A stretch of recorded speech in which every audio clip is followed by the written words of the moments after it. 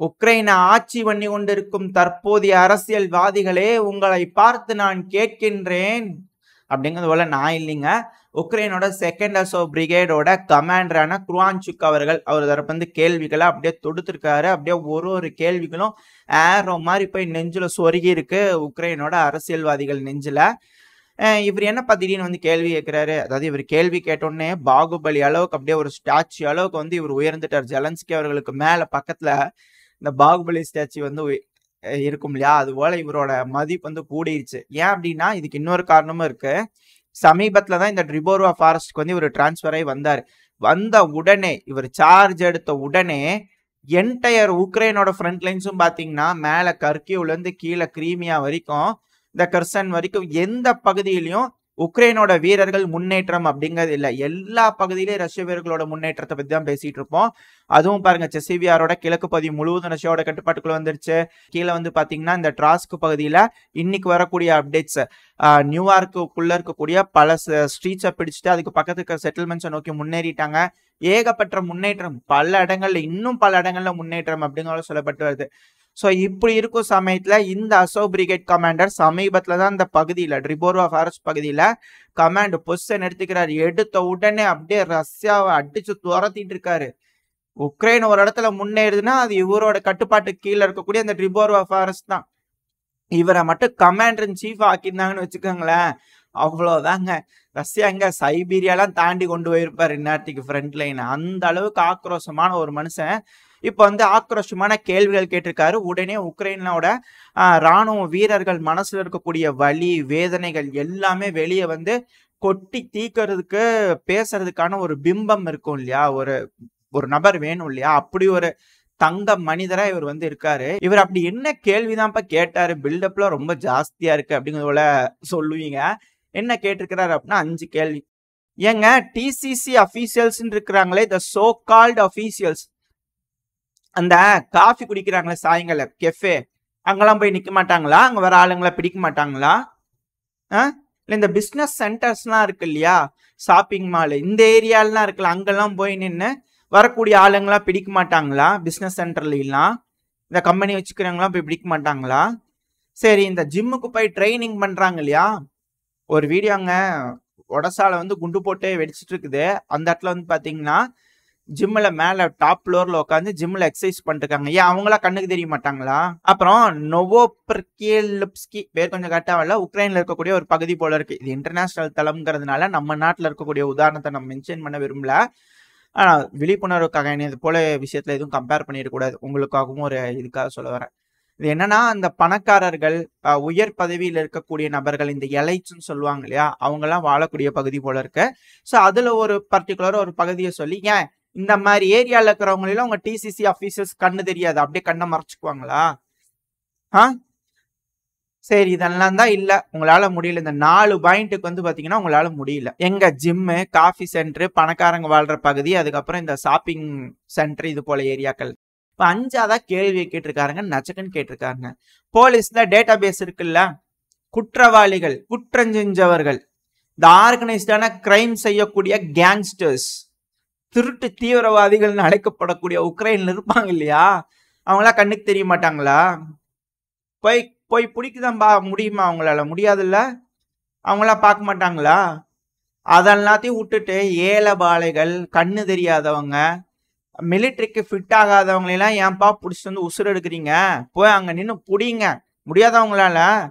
இப்போ அதெல்லாம் பண்ணணும்னா டிசிசி எம்ப்ளாயி கையில கன்னு இருக்கணும். இதுதாங்க முக்கியம். இந்த முதலுக்கு 5 பாயிண்ட் அழிச்சிருங்க, அதெல்லாம் நடக்கல. ஆனா இப்ப இந்த 5 பாயிண்ட் நச்சக்குன்னு ஏறினதுனால உடனே உக்ரைன்ல இருக்கக்கூடிய பொலிட்டீஷியன்ஸ் என்ன செய்வாங்க, டிசிசி எம்ப்ளாயி கையில கன்னை கொடுத்துருங்க, வேலை முடிஞ்சா. இதுக்கப்புறம் டிசிசி எம்ப்ளாயிஸ் கண்ணில் கன் இருந்ததுன்னு என்ன பண்ணுவாங்க, ஆல்ரெடி வந்து பார்த்தீங்கன்னா என்ன நடக்குதுன்னு தெரியும், கைகலப்பாயிட்டு இருக்குது எல்லா இடத்துலையும், ஏதோ தப்பிக்கிறதுக்கு வாய்ப்பு இருக்கு. இதுக்கு மேலே ஏதாவது செஞ்சாங்கன்னா சுட்டு போடுவேன், நீ உள்ள வந்து ஏறிடு, இல்லைன்னா சுட்டு போடுவேன், நீ இருக்க வேண்டாம், என்ன பண்ணலாம் அப்படிங்கிறத விட துப்பாக்கி காமிட்டு மிரட்டி எந்த ஒரு இதுவுமே இல்லாமல் நபர்களும் உள்ளே ஏற்றிக்கலாம். இதுதான் அங்கே நடக்கிறதுக்காக இருக்கு. துப்பாக்கியை கொடுக்கறதுக்கு தான் இத்தனை பேச்சு அப்படிங்கிற சொல்லப்பட்டது. எது எப்படியோங்க, இது போல விஷயங்கள்லாம் நடந்துட்டு இருக்கு. ஏன்னா இந்த அளவுக்கு முக்கி பேசிக்கிறேன்னா இதுக்கு ஏகப்பட்ட விஷயங்கள் இருக்கு. இதுக்குள்ள உள்குத்து இருக்கு. எல்லாமே ரூமர், வதந்திகள் எல்லாமே இதுக்கு மேல வர்றது எல்லாமே. ஆனா ஒரு செய்தியை தவிர, ஒரு சில செய்திகள் தவிர, செய்திங்கிறது நான் செய்தின்னு சொல்லிடுறேன். அது லிங்கிங்காக. ஓகேங்களா? இப்ப என்ன சொல்லப்பட்டு வருது அப்படின்னா, ஹங்கேரியோட விக்டர் ஆர்பன் அவர்கள் உக்ரைனோட கேபிட்டலான கீவுக்கு போய் ஜெலன்ஸ்கி அவர்களையே பார்த்து வந்து பாத்தீங்கன்னா கை கொடுத்து பேசி இது போல சமாதான பேச்சுவார்த்தைக்கு போல சீஸ்ஃபயர் கொண்டு வாங்க அப்படின்னு போல சொல்லியிருந்தாங்க இல்லையா? இப்ப அந்த இடத்துக்கு வந்து அவர் மறுத்துட்டார். ஜெலன்ஸ்கி அவர்கள் மறுத்துட்டாரு. ஆனா டோரை கொஞ்ச நேரம் சாத்தி வச்சுட்டு பேசிக்கிறாங்க. டெமோக்ரஸி அப்படித்தான் வேலை செய்யும். புரிஞ்சுக்கணும் நம்ம. அவங்க என்ன பேசிக்கிறாங்கன்னு தெரியாது. பட் ஆனா அதே சமயத்துல வந்து பாத்தீங்கன்னா இது செய்தி இருக்கு, சைட்ல ரோல் அவுட் பண்ற பாருங்க. ஆனா அதே சமயத்துல ஹங்கேரியோட ஃபாரின் மினிஸ்டரான பீட்டர் சசார்டோ அவர்களும் ரஷ்யாவோட ஃபாரின் மினிஸ்டரான லாவ்ரோ அவர்களும் பேசி இருந்துக்கிறாங்க. எங்க இவங்க 2 பேர் இங்க கதவு சாத்திட்டு பேசும்போது அங்க 2 பேர் கதவு சாத்திட்டு பேசிக்கிறாங்க. உங்களுக்குள்ள ஏதோ ஆயிடுச்சா என்னங்க தெரியல. பட் ஆனா கதவு சாத்திட்டு பேசிக்கிறாங்க. இந்த அசோவ் பிரிகேடை பொறுத்த வரைக்குங்க இப்ப சமீப காலமா பாத்தீங்கன்னா முன்களத்துல கொண்டு வந்து உள்ள தள்ளுறதுக்கு அதிகமான இருக்கு. ஏன்னா நீங்க தான் பண்றாங்க இல்லையா? முன்களத்துக்குள்ள வந்து அனுப்பிட்டு இருக்கிறாங்க அசோவ் பிரிகேட அப்படிங்கிற சொல்லப்பட்டு வருது. ஜெலன்ஸ்கி அவர்கள் இது வேணும்னே செய்யறாரு. ஏன்னா அசோவ் பிரிகேட்ஸ் எல்லாமே ரஷ்யாவுக்கு தேவைப்படுது. அவங்களெல்லாம் முன்னாடி அனுப்பு முதல்ல. நீ எதுவா இருந்தாலும் லேட்ரு, அதனால கொஞ்சம் முன்னாடி வர சொல்லுப்பா, எல்லாத்தையும் முன்னாடி அனுப்பிடுறாங்க பாத்துக்கிறோம் அப்படின்னு ரஷ்ய தரப்புல கேட்கறதாவும் இவங்க எல்லாத்தையும் மறைமுகமா முன்னாடி அனுப்புறதாவும் சொல்லப்பட்டு வருது. 2வது வந்து பாத்தீங்கன்னா ஜெலன்ஸ்கி அவர்கள் வந்து பாத்தீங்கன்னா பெலரூஸ் பக்கத்துல அதிகமான ட்ரூப்ஸை டிப்ளாய் பண்ணிட்டு இருக்காங்க. இப்போ அமெரிக்கா சமீப காலமா அசோவ் பிரிகேட் இருக்கிறாங்க இல்லையா, அவங்க மேல இருக்கக்கூடிய சாங்ஷன்ஸ் எல்லாம் தூக்கி விட்டாங்க. ஏன்னா அவங்க வந்து குற்றவாளிகள், குற்றம் செஞ்சவர்கள், நிரூபிக்கப்பட்டு ஜெயில இருந்தவர்கள். இந்த அமெரிக்கா கொடுத்த தீர்ப்புங்க, ஐநா சபையில கொடுத்த தீர்ப்பு. ஆனா சமீப காலத்துலதான் வந்து பாத்தீங்கன்னா நாங்க சாங்ஷன் எல்லாம் தூக்கி விடுறோம், எங்களோட ஆயுதம் எல்லாம் வச்சுக்கோங்க அப்படின்னாங்க. இப்ப அசோவ் பிரிகேடோட வளர்ச்சி தெரியுது. அசோவ் பிரிகேட் வளர்ச்சி அடைஞ்சிட்டாங்கன்னா என்ன நடக்கும்? இங்க இருக்கிறவங்க இதுக்கு மேல உக்ரைனோட ராணுவத்தை கட்டுப்பாட்டுக்குள்ள எடுத்துக்கிட்டு, ஏன்னா இப்ப அவர் ஹீரோவா ஆயிட்டு இருக்காரு, பாகுபலி மாதிரி ஆயிட்டு இருக்கிறார். அவர் கட்டுப்பாட்டுக்குள்ள எடுத்துட்டு இதுக்கப்புறம் கமாண்டர் இன் சீஃபா மாறினார்னு வச்சுக்கோங்களேன். ஏன்னா சிர்ஸ்கி அவர்கள் குற்றம் சொல்லிட்டு இருக்காங்க. இப்ப கமாண்டர் இன் சீஃபா மாறினா இன்னும் கொஞ்ச நாளும் எந்த அளவுக்கு இழுக்க முடியுமே இந்த போரை இழுத்தரலாம் அப்படின்னு அமெரிக்க தரப்புல யோசிக்கிறாங்க அப்படிங்கறதெல்லாம் சொல்லப்பட்டு வருது. இதுக்கு பின்னாடி ஏகப்பட்ட காரணங்கள் இருக்கு. இதெல்லாம் இதுக்கப்புறம் வரக்கூடிய செய்திகள். அது மட்டும் இல்லாம இந்த டீடாலரைசேஷன் சொல்லிட்டு ஒரு வீடியோ பதிவு, அதுக்கு வந்து நான் ரிப்ளை சொல்றேன்னு சொல்லி இந்த வீடியோல போடுறேன்னு சொன்னா அது கொஞ்சம் தள்ளி போயிட்டே இருக்கு, மன்னிச்சுக்கோங்க. பட் ஆனால் அடுத்தடுத்த பதிவில் வந்து பாத்தீங்கன்னா டீடாலரைசேஷன் பேசும்போது உங்களுக்கு இது எல்லாமே கனெக்ட் ஆகும் ஈஸியா. இது இப்ப நான் சொல்லிட்டு இருக்கிறது ரூமர். ஓகேங்களா? இந்த அசோவ் பிரிகேட் வந்து பாத்தீங்கன்னா பெரிய ஆள் ஆயிட்டு இருக்கிறாங்க. ஜெலன்ஸ்கி அவர்களோட மதிப்பு மரியாதை உக்ரைன்ல குறைஞ்சிக்கிட்டு இருக்கு. ஸோ ஏதாவது ஒரு நபர் வேணும்ல ரீப்ளேஸ் பண்றதுக்கு. ஸோ டாப்பிள் அதாவது சமாதான பேச்சுவார்த்தை பேசினாலே ஜெலன்ஸ்கி அவர்களை டாப்பிள் பண்ணிட்டு வேற ஒருத்தவங்க வந்து ஆட்சியை பிடிச்சிருவாங்க அப்படிங்கிறது போல இருக்கு இந்த அசோவ் பிரிகேட். ஏன்னா இவங்க கையில தான் பெரும்பான்மையான கண்ட்ரோல் இருக்கிற மாதிரி இருக்கு இப்போ உக்ரைன்ல. ஸோ அதனால இவங்க எல்லாத்தையும் ஃப்ரண்ட் லைன்ல அனுப்பி விட்டு இப்போ ஜெலன்ஸ்கி அவர்கள் பவரை தன் கட்டுப்பாட்டுக்குள்ள வச்சுக்கிறதுக்காகவும் அமெரிக்காவையே மிரட்டுறதுக்காகவும் தான் அதிகமான படைகளை கொண்டு போய் பெலரூஸ் பக்கத்துல நிப்பாட்டி வச்சிருக்காரு அப்படிங்கிறது போல சொல்லப்பட்டு வருது. ஏன் அப்படின்னா இந்த அசோவ் பிரிகேட் ஏதாவது ஓவரா பண்றாங்கன்னு வச்சுக்கோங்களேன், ஒன்ஸ் பேச்சுவார்த்தைக்கு போய் தான் ஆகணும்னு ஜெலன்ஸ்கி அவர்கள் முடிவெடுத்துட்டதா சொல்லப்பட்டு வருது. சம் ப்ரெஷர்னாலதான் இந்த பிரச்சனை நீண்டுகிட்டு இருக்கு. இப்போ ஒருவேளை ஜெலன்ஸ்கி அவர்கள் வந்து பேச்சுவார்த்தைக்கு போகும்போது இந்த அசோவ் பிரிகேட் ஏதாவது வம்பு பண்றாங்கன்னு வச்சுக்கோங்களேன், போங்கப்பா உள்ள பெலரூஸ்குள்ள அப்படிங்கிறதெல்லாம் அங்க அனுப்பி விட்டாங்க அப்படின்னா பெலரூஸ்குள்ள போயிட்டா என்ன நடக்கும்? பெலரூஸ் சும்மா இருப்பாங்களா? பட்டன் ரெடியா இருக்குப்பா பாத்துங்க அப்படிங்கிறதோட சொல்லிட்டு இருக்கிறாரு இல்லையா? இது வந்து வம்படையா பெலரூஸ்ல போய் வம்புக்கு இழுத்து விடுறாங்க பெலரூஸை. ஸோ அப்ப என்ன பண்ணும், எங்க நாட்டு மேல தாக்குதல் பண்ணிட்டாங்க, நாங்க பதில் தாக்குதல் பண்றோம்னு பெலரூஸ் என்ன பண்ணுவாங்க, உக்ரைனுக்குள்ள இன்வேட் ஆக ஆரம்பிச்சிருவாங்க. ஈஸியா உக்ரைனோட கேபிட்டலான கீவுக்குலாம் அவங்களால இன்வேட் ஆக முடியும். ஏன்னா இங்க பிரசிடென்ஷியல் ஃபோர்ஸ் உக்ரைனோட ராணுவமே 2ஆ பிரிஞ்சிருக்கும். அப்படி இருக்கும்போது பெலரூஸ் வந்து லிவிவ், லுட்டஸ்க் அந்த பகுதிக்குள்ள என்டர் ஆயிட்டாங்கன்னா மேற்குலக நாடுகளால எந்த சப்ளையும் கொண்டு வர முடியாது. இல்லைன்னா கூட அந்த சைடு போகணும்னு நீடு இல்லை, கீவை வந்து சுத்தி வளைச்சிட்டாலே போதும். பெலரூஸ்ல இருந்து பெலரூஸோட வீரர்களும் ரஷ்ய வீரர்களும் கீழே இறங்கினாலே கீவை சுத்தி வளைச்சிட்டாங்கன்னா அங்க இருக்கக்கூடிய லிங்கிங்ஸ் எல்லாத்தையுமே முடிச்சிடலாம். இவங்களுக்குள்ள ஏதோ ஒரு பீஸ் செட்டில்மெண்ட் நடந்துருச்சு, அந்த ஒரு காரணத்தினால இது போல நடந்துட்டு இருக்கு அப்படிங்கிறது போல ஒரு சாரார் வந்து ரூமரை கிளப்பி விட. இப்ப இன்னொரு சாரார் ரூம் என்ன சொல்றாங்கன்னா, மேற்குலக நாடுகள் இப்ப நாட்டோ மீட்டிங் நடக்குது இல்லையா? இப்ப பாருங்க எவ்வளவு பில்லியன் ஆஃப் எய்டு வந்து இப்போ உக்ரைனுக்கு சாங்ஷன் ஆயிட்டு இருக்கு அப்படிங்கறத நான் லைனா லோல் அவுட் பண்றேன். இதுக்கப்புறம் என்ன இதுக்கப்புறம் ரூமர் அப்படிங்கறத நான் சொல்றேன். ஸோ உங்களுக்கு மேட்ச் ஆக ஆரம்பிக்கும். இப்போ ஃபர்ஸ்ட் அமெரிக்க தரப்புல இருந்து என்ன சொல்லிக்கிறாங்கன்னா, இந்த விக்டர் ஆர்பன் அவர்களோட அந்த பீஸ் டீலை ரிஜெக்ட் பண்ண உடனே அமெரிக்க தரப்புல இருந்து எய்டு கொடுக்க ஆரம்பிச்சிட்டாங்க. எந்த அளவுக்கான எய்டுனா 2.3 பில்லியன் அமெரிக்கன் டாலருங்க. அமெரிக்காவோட பென்டகான் தரப்புல இருந்து அறிவிச்சுக்கிறாங்க. அது மட்டும் இல்ல, IMF இருக்கிறாங்க இல்லையா, அவங்க ஒரு 2.2 பில்லியன் அமெரிக்கன் டாலர் அளவுக்கான ஃபண்டிங் வந்து IMFல இருந்து கொடுக்குறாங்க. அங்க 2.3 பில்லியன் அமெரிக்கன் டாலர் மிலிட்டரி எய்டுக்கு. ஸோ இதுவே 4.5 கிட்ட ஆயிடுச்சுங்களா? இப்ப பாருங்க அடுத்தது நாட்டோ EU எல்லாம் ஒரு சேர சேர்ந்து 40 பில்லியன் ஈரோ அளவுக்கான எய்டு இதுக்கு மேல உக்ரைனுக்கு கொடுக்கலாம் அப்படிங்கறதோட யோசிச்சிருக்காங்க. முன்னாடி ஒரு 60, இப்போ ஒரு 40, எவ்வளவு 100 பில்லியனுக்கு மேல இப்ப கிராஸ் ஆயிட்டு போயிட்டு இருக்கு இல்லையா? ஸோ அதிகமான ஆயுதங்கள் உக்ரைனுக்குள்ள இதுக்கு மேல பம்ப் ஆக ஆரம்பிக்கும் அப்படிங்கிறத புரிஞ்சுக்க முடியுது. ஸோ இந்த ஒரு காரணத்தினால இப்ப அதிக அளவுல இங்க ஃபண்ட் இன்ஃப்ளோ ஆயிட்டு இருக்குது இல்லையா? ஸோ இந்த ஒரு காரணத்தினால இப்ப பெலரூஸ வம்படையா அமெரிக்கா, இது வந்து மேற்குலக நாடுகளோட ஆதரவோட உக்ரைன் வந்து பாத்தீங்கன்னா வம்படையா பெலரூஸ் அடிச்சு விட்டாங்க அப்படின்னா, பெலரூஸ் இன்வைட் பண்ணும்போது யூரோப்பியன் யூனியன்ல இருந்து நாங்க இதுக்கு மேல பெலரூஸ் இன்வைட் பண்றோம்னு பெலரூஸ் ஒரு சைடு இன்வைட் பண்ண ஆரம்பிச்சாங்கன்னா, பெலரூஸோட சில பகுதிகள் எல்லாத்தையும் யூரோப்பியன் யூனியன் பிடிச்சி வச்சுக்கிட்டு அங்க ரிலீஸ் பண்ணி இங்க விடுறோம் அப்படிங்கிறது போல ஒரு கோரிக்கையை வைக்கலாம். அது மட்டும் இல்லாம இந்த ஒரு தருணத்தினால ரஷ்யா டைரக்டா அங்க இன்வால்வ் ஆக மாட்டாங்க. CSTO மக்களே பாத்துக்குங்க, உங்களுக்கும் இதே கதிதான். ரஷ்யாவுக்கு ஒரு ஆபத்துனா தான் அடிப்பாங்க. பெலரூஸ் CSTOல இருக்கு. பெலரூஸ் எந்த அளவுக்கு நட்பு நாடு ரஷ்யாக்குன்னு தெரியும். இருந்தாலும் நாங்க பெலரூஸ் அடிக்கிறோம். ஆனா பெலரூஸ்க்கு வந்து காப்பாத்துறதுக்கு ரஷ்ய வீரர்கள் உள்ள வரல, வார டிக்ளேர் பண்ணலாம் அப்படின்னு என்ன அர்த்தம்? உங்களையும் நட்டாத்துல வித்துருவாங்கன்னு சொல்லிட்டு சென்ட்ரல் ஏசியன் கண்ட்ரிஸை வந்து பயமுறுத்தி விட்டுறலாம் அப்படிங்கிற ஒரு எண்ணத்துக்காக இப்படி செய்யறாங்க. அடிச்சாங்கன்னா அதுக்கப்புறம் பாத்துக்கலாம், ஒரு ஃபைனல் ட்ரை தானே, அட்டெம்ப்ட் பண்ணி பார்க்கலாம் என்ன நடக்குது அப்படிங்கிறது போல ஒரு அட்டெம்ப்ட் பண்ணி பார்க்கறதுக்காக ரெடியா இருக்கிறாங்க அப்படிங்கிறத சொல்லப்பட்டுவது. இது எந்த அளவுக்கு உண்மை அப்படிங்கலாம் தெரியல. பட் ஆனால் இது போல விஷயங்கள்லாம் பேசிட்டு இருக்கிறாங்க. ஏன் அப்படின்னா அமெரிக்க தரப்புல இருந்து ஒரு ஸ்டேட்மெண்ட் வந்திருக்குது. ஏங்க விக்டர் ஆர்பன் அவர்கள் இருக்காருலங்க, அவர் போய் என்னங்க அமைதி பேச்சுவார்த்தை பண்ண சொல்றாங்க, அதை பத்தி நீங்க என்ன நினைக்கிறீங்க அப்படிங்கிறது போல வந்து பாத்தீங்கன்னா அமெரிக்காவோட ஸ்டேட் டிபார்ட்மெண்ட்டோட ஸ்போக் பர்சனான வெடாண்ட் பட்டேல் அவர்கள்கிட்ட பத்திரிகையாளர்கள் கேட்க, அதுக்கு அவர் என்ன சொல்லிக்கிறாருன்னா, இங்க பாருங்க எங்களை பொறுத்த வரைக்கும் இந்த பிரச்சனை முடியணும் அப்படின்னா ரஷ்யா உக்ரைனோட பகுதிகளுக்குள்ள இருக்கிறாங்களா அங்க இருந்து வெளியே போகணும், அதுதான் பிரச்சனைக்கான ஒரு சொல்யூஷன் அப்படிங்கிறது போல இவங்க சொல்ல. ஆனா யூரோப்பியன் யூனியன் மக்கள்னா என்ன நினைக்கிறாங்க அப்படின்னா பேச்சுவார்த்தையில் தான் முடியும் அப்படிங்கிறது போல பிரதானமா நினைக்கிறதா சொல்ல. இப்ப அமெரிக்காவோட ட்ரம்ப் அவர்கள் தான் அடுத்த இதுல வந்து ஜெயிக்க போறாரு. ஐயோ இல்லைங்க, இதெல்லாம் பேசவே கூடாதுங்க. ஏன் அமெரிக்கால வந்து பாத்தீங்கன்னா ஏதோ ஒண்ணு நடக்க போகுது. இந்த நவம்பர் மாசத்துல வந்து பாத்தீங்கன்னா மக்கள் எல்லாம் போய் ஏதோ ஒன்று செய்வாங்க இல்லையா? அதனால அந்த நாட்டுக்கு வந்து ஒரு நபரை தேர்ந்தெடுப்பாங்க இல்லையா? ஸோ அந்த நபருக்கான விஷயத்துல வந்து பாத்தீங்கன்னா ஒரு நபர் ஜெயிப்பாங்க அப்படின்னு பிரதானமா நம்புறாங்க இல்லையா? இப்ப அந்த ஒரு நபருக்கு வந்து பாத்தீங்கன்னா, ஏங்க ட்ரம்ப் அவர்களே உங்களோட ஐடியா தான் என்ன, சொல்லுங்க, கொஞ்சம் தெளிவா தான் சொல்லுங்களேன் பார்ப்போம் அப்படிங்கிறது போல வந்து பாத்தீங்கன்னா ஜெலன்ஸ்கி அவர்கள் கேட்க, இப்ப ட்ரம்ப் அவர்கள் வந்து பாத்தீங்கன்னா யோசிக்கணும் இல்லையா? அதனால என்ன நடந்துச்சு எது நடந்துச்சுன்னு தெரியல. ட்ரம்ப் அவர்கள் வந்து ரஷ்ய அதிபரான விளாடிமிர் புட்டின் அவர்கள் இருக்கிறார் இல்லையா, அவர்கிட்ட வந்து பாத்தீங்கன்னா பேசிக்கிறாங்களாமா. சரி என்னென்ன பகுதிகள்லாம் நீங்க வைக்கிறீங்க சொல்லுங்க, அதை வச்சு நம்மளா பேசி ஒரு முடிவுக்கு வரலாம் அப்படிங்கிறது போல 2 பேர் உட்காந்து என்னந்தா ஆரோட பகுதிய எப்படி பாருங்க அவங்க வந்து பிரிச்சுக்கிறதுக்காக பேசிக்கிறாங்க ட்ரம்ப் அவர்கள்கிட்ட. அப்படிங்கிறது போல ரிபப்ளிக்கனோட கேண்டிடேட்ஸ், அந்த ரிபப்ளிகன்ஸ் இருப்பாங்க இல்லையா, அங்க இருக்கக்கூடிய முக்கியமான நபர்கள் வந்து பத்திரிகையாளர்கள்ட்ட கொடுத்துருக்காங்க செய்திகள்.